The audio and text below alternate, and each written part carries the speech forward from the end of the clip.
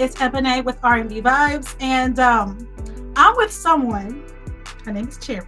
Okay, Charity is something else because she makes me blush. That's exactly how she makes me feel. Like I need to blush, hold my pearls, and then also say I can do all things. I'm powerful. She makes you do all of that. Hi, Charity. Hi, Ebony. Thank you for having me. You are stunning. Okay, let's just go back a little bit. Okay, because I got to know you from your song "Snowed In." That's how I Okay. Okay. discovered you. Yeah, I That's go. I don't hear that often. That's a rare charity entry point. Snowed It's in. it's odd because I was listening. I was looking for like R&B, new school R&B Christmas songs to play on the Yep. air. So Yep. I did play "Snowed In" over the air, and I Thank you loved for it. that. Of course, it was just honest, it was beautiful, it was comfortable in your skin, and that's something that's very important to you, being comfortable as a soft girl and redefining that. Tell me, why is it important to be comfortable in your skin, and what does it mean to be a soft girl?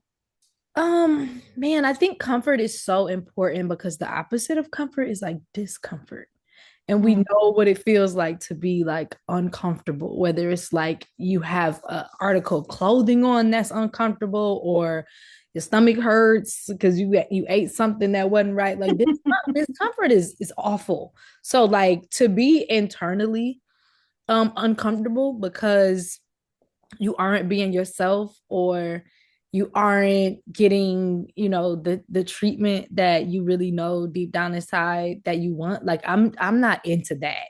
And I think that because I'm a person who feels my feelings like strongly, I feel them in an intense manner.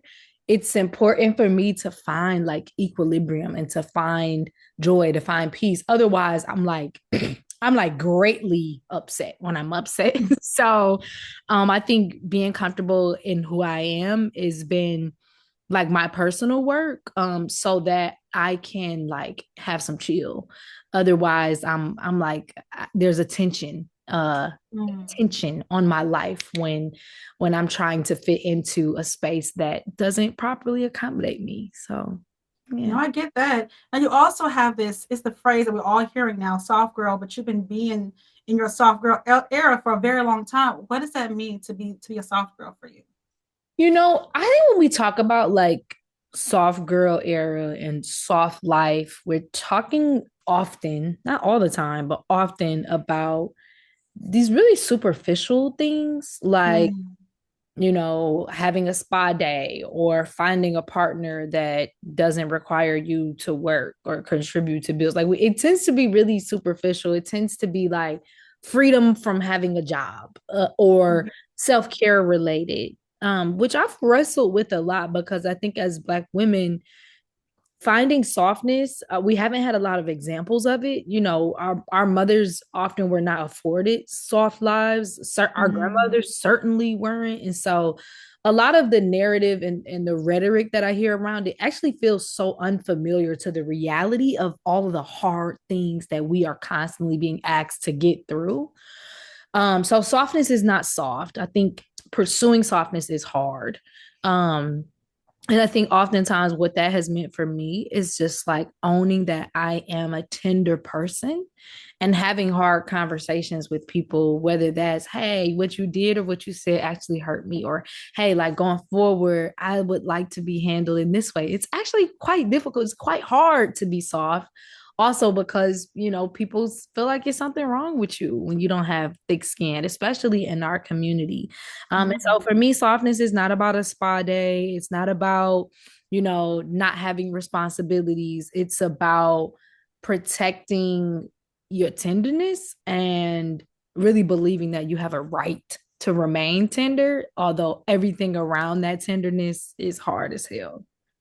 See, I love that you said that because we often confuse ourselves with being soft, meaning to having to not stand up for ourselves, to having to be quiet in spaces, to have to be uncomfortable and not allow ourselves to fully feel what we feel. You are okay to have those emotions, and you can speak it as assertive as you want. Absolutely. Absolutely. 100%. I realize when I put warm and soft out, a lot of times once I release music, I saw a post about this, about how musicians and art writers, how we'll put something out into the world and then our life will sort of form into this thing. We thought that we were inspired by it, but once we write it and we put it out there, it's almost like you cast this spell. And so I felt Mm, like once I put the music out, I had all of these opportunities now to protect my softness or to, you know, to own that, like, no, I'm hurt by this because it shouldn't have happened, not because I'm yeah. sensitive, you know. Um, so yeah, since it came out, I've changed my language around softness completely. I'm like, softness is hard, but it's worth it. And I love that you said not because I'm not sensitive. You know, people think that sensitivity equals weakness. It don't Mm-mm. have to be that. It don't have to be that, right? No, absolutely. See, when I tell you, I have been scrolling on through in your music and finding nothing but this strong girl anthem. You can be soft, but you're very strong with it. Even I'm gonna go back. I'm gonna go back. Tender-headed. That was another one where you gave me Yes. some strength. You didn't even give me none, but you was soft. But I mean, millennials was real because I said, yeah, I am addicted to some fast gratification. I want all of that now. I need it all now. ASAP. Yep. Yep. Tell me what how do you feel when you look back at some of your songs and who you are now? Because not just your album Tenderheaded, but also I gotta go even further with Sounds Like Love. Ooh. Girl, I go into archives. I'm what you thinking? Where did we go? How did we get here? I guess when I think about those songs, I'm like, wow, I've always been who I am, I guess. I've always Yeah. been this person. You know, I'm grateful for development. I'm grateful like to be getting better and better and better. But when I think about a song like Sounds Like Love, and even when I perform every now and then I perform it, I'm like, yeah, my messaging has been pretty consistent. Like it's been about love and about inspiration. And it's been sort of this journey of like, especially tenderheaded, like brokenness and being able to admit the brokenness in a really audacious way. Mm. There's a song on Tenderheaded called Wonder, where the hook literally says, "You made me wonder if there might be something wrong with me. You made me wonder if I'd ever be enough for anyone." When I listen back to Wonder, I'm like, ooh, like, oh, like that, and think about the person that inspired it and just like embarrassing feelings. But then Yeah, go yeah, from that to a song like Colorblind, which is so yeah. empowering, and or a song like More Cake or Black Magic. And I just it's exciting like looking back and being like, oh, you even when you were like a teenager, you were writing this way. And I'm excited for my future songs. I think they're going to be great. It's already great. I'm excited myself to see what happens because I feel like you took us through your growth in Yeah. a very strong way because I think that you, like you said, you was always true to who you are. You very true to who you are, Yeah. but you are redefining yourself as you get older, right?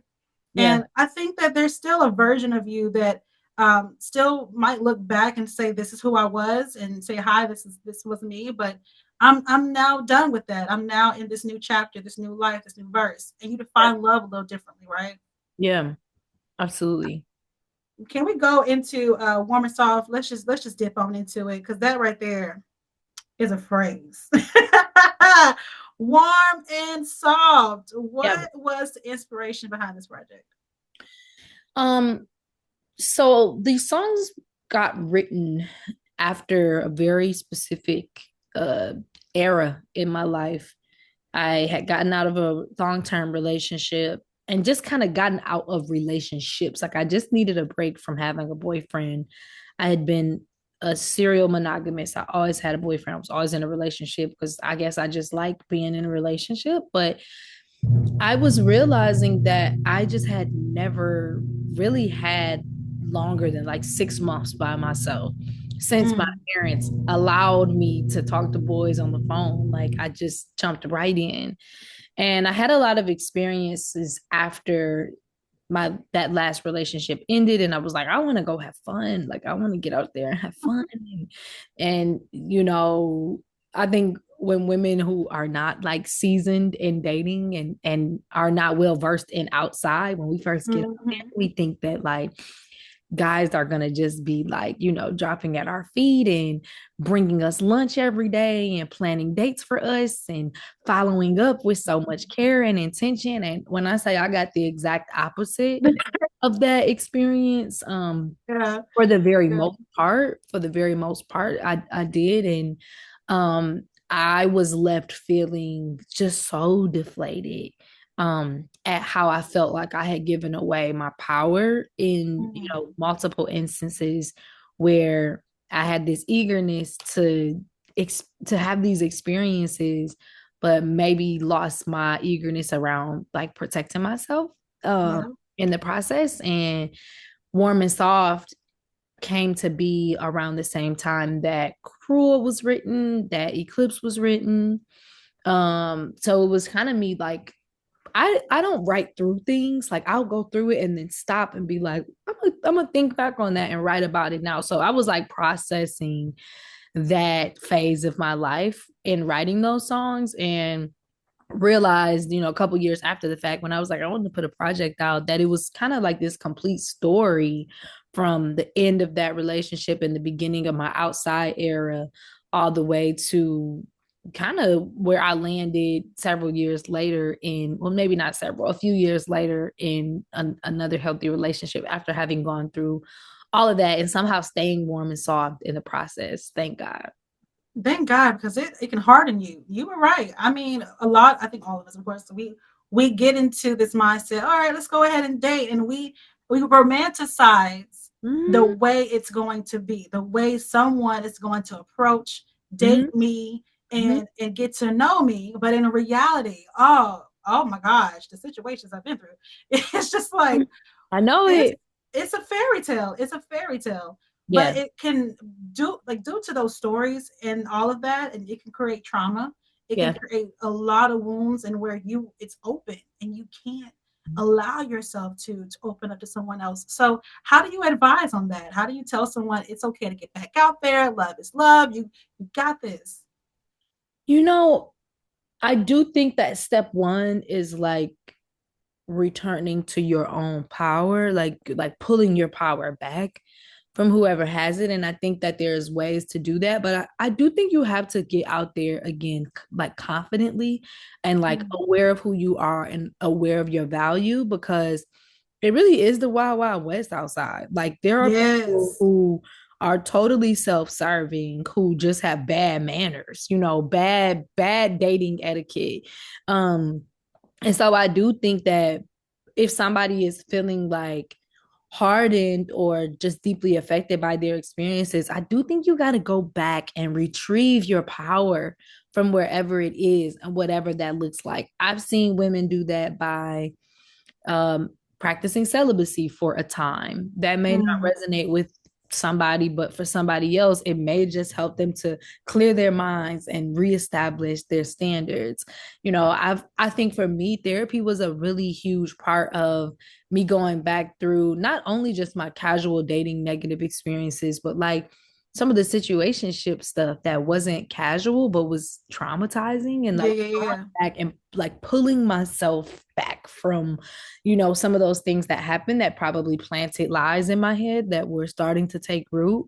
And so I think dating with low confidence is a recipe for like sure enough disaster. And so you got to build it up first and then approach it from there. Yeah, you're right about that. I mean, when you, I swear, if you don't have it's a healthy mindset that is needed when dating, and Yeah. if you don't kind of check in on self before going into the pool of it all, that toxicity and all the sea monsters out there will come and get Yep. you. Mm-hmm. Mm-hmm. 100%. Ooh. And I 100. and I love how you talk about taking your power back. Sex sometimes well honestly it's not just a here we go kind of thing. It's a thought process. Like this is something you're giving. And I love how you talked about on okay, let's go back because there's lyrics that you have. Your lyrics kill me, by the way. I'm just like stuck on I want you to thirst for me, but save your soul. It's holy ground. This is holy. This Mm-hmm. is perfection. Mm-hmm. Mm-hmm. Girl, tell me about this song and how you came with this mindset. Save Your Soul is my like anti-casual anthem. It's really my way Mm, of being like, even in a casual setting, and by casual, I guess I mean non-committed. So I just I don't think sex can be casual. I don't. that's okay. Yeah. I think that when there are two people doing something so physical, so physically intimate, if you look at the definition of casual, which I don't know it off the top of my head, but I don't think it works in that context. I think you can have Yeah. non-committed sex, but there's nothing casual about two naked people like doing what required, like what happens during sex. So um I think it was my way of, again, being soft enough to admit that, like, oh, no, no, no, no, no. Like, I actually require some follow up. I require Mm, some communication. I think that sex is something that requires intimacy outside of the physical space to even be able to communicate, like, your needs and your desires. And I think that all people, but women especially, should approach sex with that kind of like disposition of like, this is so special what you are getting access to. Um, yeah. and you have to treat me and this opportunity that you're getting with some reverence. You must, like, you have to, or we shouldn't be doing this. And I think a lot of times we end up in situations like what I talk about in Cruel or Eclipse, Mm, because we're doing something intimate without establishing true intimacy. And yeah. I think that's how lines get blurred and how expectations go unmet. So yeah, Save Your Soul You, is like, it's my mission statement around intimacy for sure. I just want you to be my whole love therapist. Okay. Can we go ahead and book therapy sessions with you? Because this is perfect. You're right. You're so right. And I love the words that you use, like opportunity. It is an opportunity. This is a whole sacred situation. And you're right. Like when it comes to sex, it's not just all right, close here, insert here, and put pump down. It's more to it. There's a mental game to it, emotional Yeah. situation that's happening. And a lot of us we don't treat it so well. And then we try to figure out why are we hurting from a situation that happened on Tuesday and it's 3 weeks, 3 months, 3 to 4 years because you're not healed. Mm-hmm. Mm-hmm. Mm-hmm. 100%. Okay, so when do we book therapy with you? How does that happen too? Do we It's DM you for funny that? because I always say, like, if I wasn't an artist, I do think I would enjoy working in marketing too. Like, I enjoy my rollouts and stuff, like putting my Mm, that, but I think that I would be a therapist. Like, I would love to, like, I would try to eventually be like a celebrity therapist, like where I had like yeah. and have like big lives and big issues, but I think I could totally be a therapist. I think you are a therapist in my mind. You definitely speak therapy with your music, not just to the women that listen to it, but anyone, because you're receiving a word that is confirming that you are more. You are more than just this one person, one being, than just sex. You're a whole human being that deserves love and deserves to have it in the best way and the healthiest way. So Mhm. I thank you for teaching that in your music. I really do. Absolutely. Thank you for saying that.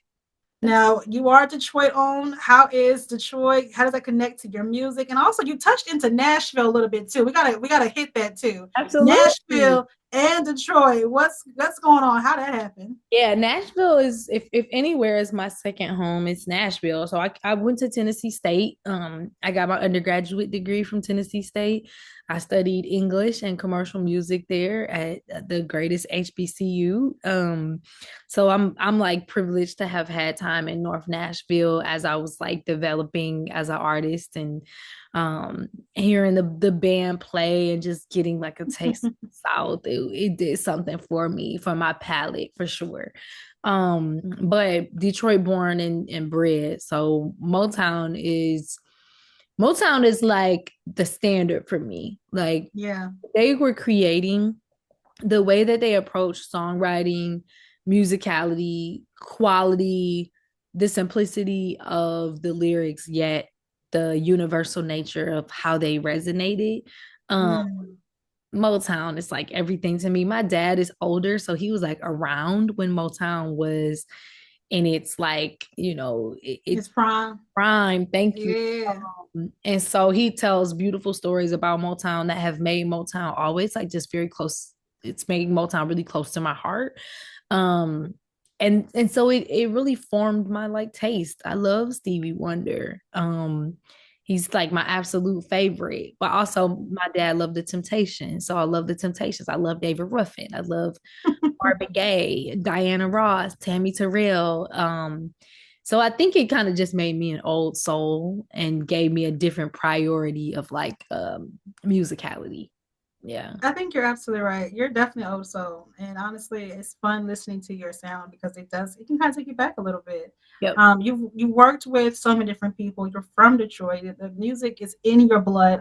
I just want to know if there's like a key advice, key motivation, key something that you've received from your dad or from just being in Detroit, something that keeps a key to your heart as you write your music. Some kind of advice. I don't know if I received this directly from someone, but I know that Detroit has taught me to work hard. Um, Yeah. this is a city of underdogs. It's an underdog city, like itself. Detroit is a city where the narrative hasn't always been positive. Our glory days, if we're talking the Motown era, where you had this mass exodus from the South, people coming to live in Detroit, and where all the Black families had a Cadillac. That's behind us, and we're having to rebuild financially and infrastructurally. So I am from a city of underdogs. I relate to the underdog narrative myself in many ways. And we don't really take it personal. Like it's like, oh, that's expected. Let me put the work in to prove to you all why I deserve to be here. And so I think that the spirit of Detroit is just in me. Um, Yeah. I think that is giving me resilience when it comes to chasing a dream that can be so just fickle, and in an industry that's also so fickle. So yeah, I credit that to Detroit. Yeah, I think that when it comes to being from Detroit, it's just such a, like you said, it's underdog, and you make sure at the end of the day you fight no matter what. You always put that fight in, Mm-hmm. and even when it comes to your sound, when you came out with Tenderheaded, you put your fight in. So I'm, Mm-hmm. like I said before, I'm excited to see what happens next. Where are we going next? I know you got your 313 day show that you're putting on. Are you excited? I'm thrilled. We just pushed the date out 1 month, so I'm really excited to just execute everything for this show on a high Yeah. level. Excited to perform for the biggest room that I will have headlined. Myself. And so it's like really important to me to always like, okay, we did, a 500-person venue for the last show that I produced. Now we do 1,000. And so I'm excited to sell tickets. And I'm thinking about what I'm gonna do next, whether that's a deluxe version of Warm and Soft with some new music from me or some remixes or a single. And so I'm thinking about that. I still haven't landed on exactly what I'm gonna do, but I do all my best writing in the winter time. So Oh, so we about coming to, up in there, yeah. yeah, Get about the to snow start. days in. About to start some sessions and just kind of see what comes. The projects and the sentiments and the themes of the project, they come after everything is written. And I'm like, oh, wait a minute, this is the whole story here. So I'm excited to see what next story I'll write. I don't have a clue what it is yet though. But I know, like you said, you're excited to see what's next. Yep. Hopefully, Nashville is on the next date in mind for something. Yeah, I think I went to homecoming for the first time in a long time in Oh wow, 2025, and yeah, I just felt so much love from my former classmates and peers from TSU, around my music and how they have stuck with me and how I have stuck with it. And so I do think that for next homecoming, my goal will be to do something on that Thursday and let people know so well in advance that they're able to plan travel around catching me live in Nashville. I know that's pretty yes. far out, but I hope to announce it, like 6 months before homecoming. So I'm working on that too. Okay, well, add me to the announcement so we can put it on air. I I'd just love love it. to. I gotta help push. I think that it's amazing how you created the second home here, and when you're here, this is home. So Yeah, we want to support, we want to push, we want to make sure that we say that hey, you came from us too. So we want to put that love yeah, for you.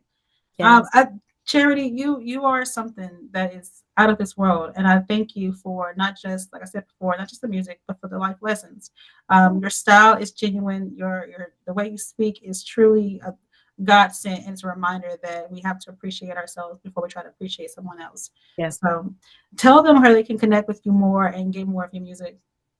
You can find me online on Instagram at Charity, Charity, on TikTok at Charity Chiffon.